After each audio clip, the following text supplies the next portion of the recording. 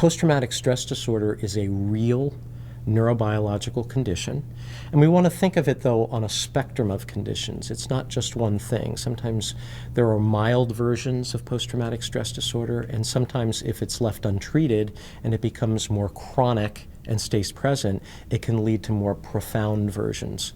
All of us have fear responses and startle responses that get activated when we're frightened, but in post-traumatic stress disorder or in severe traumatic experiences that can result in post-traumatic stress disorder, it's a much more profound and repetitive response that can lead to neurochemical changes in the brain that don't simply go away. What we find is that those changes in the neurochemistry of the brain, if left untreated, not only continue but can lead to anatomical changes. It can lead to changes in the hippocampus and the amygdala of the brain where memories are stored, and suddenly we don't have control over whether these memories come back up. And the traumatic reminders of PTSD are reflections of that change in neurochemistry and anatomy.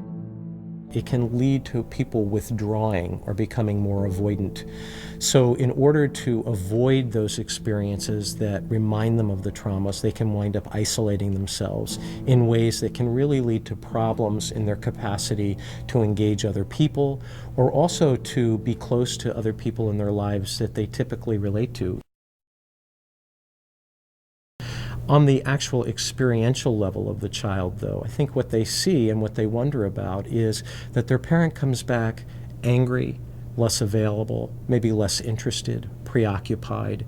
And for a child who had a parent who was more engaged in their life, that can be that can lead to them questioning: does my parent love me anymore? Or did I do something wrong?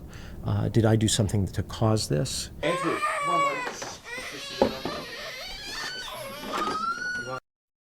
Sometimes we need to break the silence with children as part of communication, and when we know that they've been exposed to something, when they've seen, say, a parent who has post-traumatic stress disorder become very angry and yell or do things that are entirely uncharacteristic, it can be helpful to sit down with that child and say to them, I know you saw that. Let's talk about what happened, what it was like for you, and what it means.